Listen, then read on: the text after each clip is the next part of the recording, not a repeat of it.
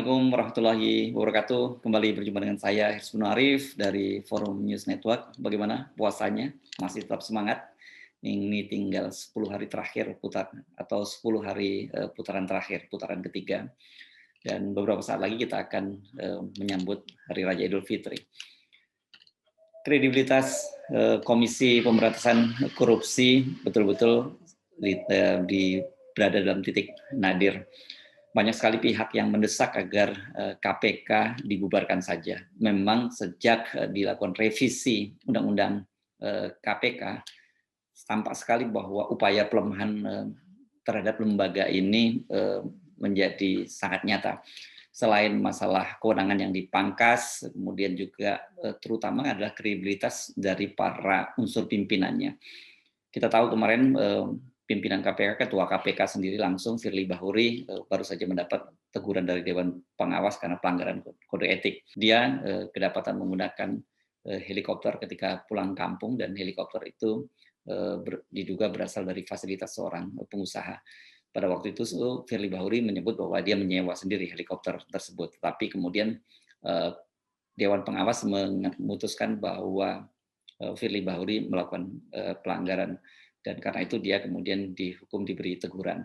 Nah, saat ini dugaan bahwa ada pelanggaran yang dilakukan oleh seorang pimpinan KPK kembali terjadi. Wakil Ketua KPK Divisi Pencegahan Lili Pintauli Siregar diduga itu melakukan komunikasi atau dikontak oleh M. Syahrial, ini wali kota Tanjung Balai yang saat ini sudah ditetapkan oleh KPK dalam kasus suap salah seorang penyidik KPK.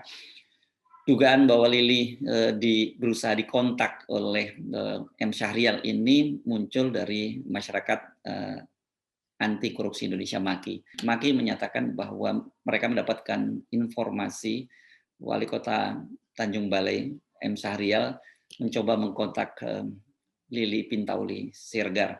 Tetapi MAKI masih belum mendapat konfirmasi apakah komunikasi itu berlangsung atau hanya merupakan usaha dari M. Syahrial untuk berkomunikasi dengan Lili Pintauli.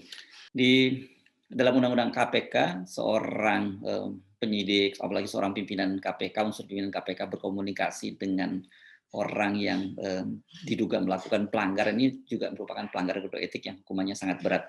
Kasus ini pernah menimpa Firly Bahuri, pada waktu itu dia menjadi Deputi Penindakan. Firly Bahuri pada waktu itu diketahui melakukan komunikasi dengan Gubernur NTB saat itu dijabat oleh Tuan Guru Bajang Zainul Mahdi, yang saat itu sedang diselidiki oleh KPK berkaitan dengan dugaan adanya korupsi dalam pembelian saham PT Newmont.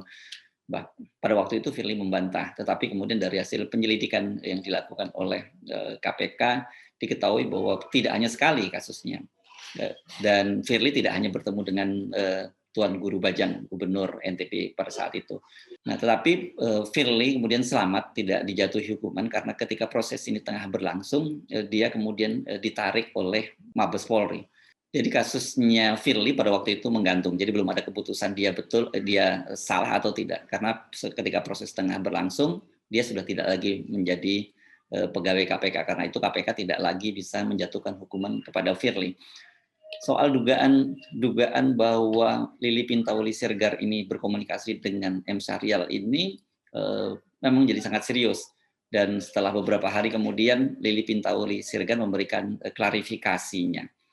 Berikut klarifikasi dari Lili. Merespon pemberitaan sejumlah media massa yang tentang beberapa pertanyaan rekan jurnalis mengenai informasi bahwa tersangka Wali Kota Tanjung Balai MS itu berusaha menjalin komunikasi dengan pimpinan KPK. Dan untuk meminta bantuan yang terkait dengan perkara yang dihadapinya, perlu kami sampaikan beberapa hal klarifikasi sebagai berikut. Dapat kami sampaikan bahwa saya tegas mengatakan bahwa tidak pernah menjalin komunikasi dengan tersangka MS terkait penanganan perkara yang bersangkutan, apalagi membantu dalam penanganan perkara yang sedang ditangani oleh KPK. Dan saya juga sangat menyadari bahwa sebagai insan KPK, saya tentu terikat dengan kode etik dan juga peraturan KPK yang melarang untuk berhubungan dengan pihak-pihak berperkara. Akan tetapi, sebagai pimpinan KPK, khususnya dalam pelaksanaan tugas pencegahan, saya tentu tidak dapat menghindari komunikasi dengan seluruh kepala daerah. Dan komunikasi yang terjalin tentu saja terkait dengan tugas KPK dalam melakukan pencegahan supaya tidak terjadi tindak pidana korupsi. Posisi saya memang sebagai pejabat publik sebelum bergabung di KPK ini membuat saya telah memiliki jaringan yang cukup lumayan luas dan hubungan silaturahmi itu tetap terjalin, tetapi dengan batasan-batasan yang ditentukan oleh aturan. Dalam komunikasi saya dengan siapapun juga khususnya terhadap pejabat publik, selalu juga saya mengingatkan untuk selalulah bekerja dengan baik dan hindarilah tindak pidana korupsi. Dan saya juga selalu menjaga selektivitas untuk berkomunikasi, menjaga harkat dan martabat diri saya sebagai insan KPK maupun sebagai marwah lembaga KPK. Dan saya juga pastikan KPK tegas memproses perkara dugaan tindak pidana yang dilakukan oleh tersangka MS dan juga perkara lainnya jika ada yang melibatkan penyidik KPK SRP dan juga dugaan pelanggaran etik yang dilakukan oleh SRP melalui Dewan Pengawas. Dan penanganan perkara di KPK ini juga dilakukan secara profesional berdasarkan kepada kecukupan alat bukti. Dan jika ada pihak-pihak yang mencoba mengintervensi, sebagaimana telah kami buktikan, maka kami juga akan proses dengan tegas.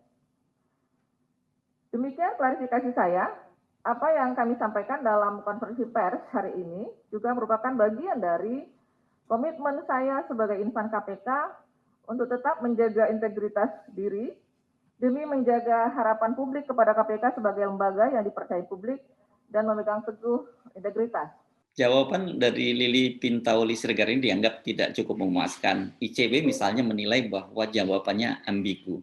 Memang betul kalau kita lihat tadi dari jawaban, kalau kita simak dari jawaban Lili Pintauli, dia tidak secara tegas membantah tidak berkomunikasi. Dia cuma menjelaskan bahwa sebagai insan KPK, sebagai pimpinan KPK, dia tahu bahwa komunikasi dengan orang-orang tertentu itu tidak diperkenankan. Tapi yang membuat kita jadi agak bingung karena di situ dia menyatakan bahwa dalam jabatannya sebagai wakil ketua bidang pencegahan, dia berkomunikasi untuk mensosialisasikan pencegahan tindak pidana korupsi dengan sejumlah kepala-kepala daerah dan pejabat. Ini memang dari situ kelihatan sekali Lili tidak berani secara tegas membantah bahwa saya tidak pernah berkomunikasi atau saya coba dikontak oleh M. Syahrial. Wajar kalau kemudian ICW misalnya minta agar kasus ini diselidiki lebih lanjut.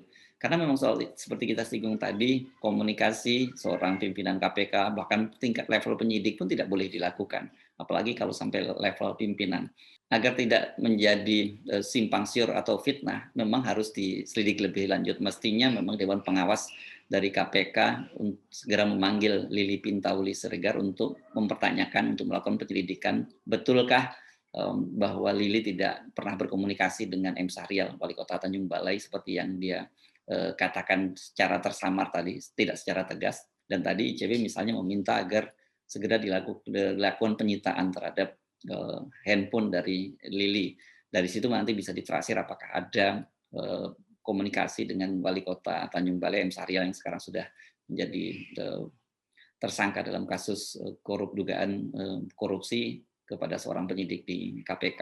Bila kemudian Lili terbukti melakukan komunikasi dengan M. Syahrial, ini akan menambah banyak sekali skandal yang ada di KPK. Kita beberapa waktu lalu dikejutkan dengan berbagai kasus, mulai dari penggelapan barang bukti yang dilakukan oleh seorang petugas KPK berupa 2 kg emas, kemudian hilangnya 2 truk barang bukti berkaitan dengan kasus penggelapan pajak yang melibatkan pengusaha besar dari Kalimantan, Haji Hisham, dan kemudian kasus suap atau pemerasan dilakukan oleh penyidik KPK.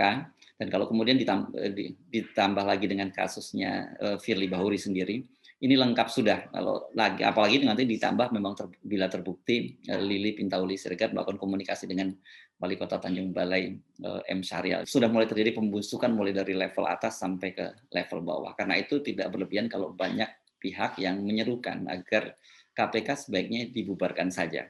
Ini banyak sekali kalangan yang menyerukan ini, mulai dari mantan Menteri SDM Sudirman Said yang dikenal sebagai salah satu penggagas dari KPK, kemudian pakar hukum tata negara dan penggiat anti korupsi dari Universitas Gadjah Mada, Zainil Arifin Muchtar, dan banyak tokoh yang menyerukan sebaiknya memang KPK ini segera dibubarkan saja.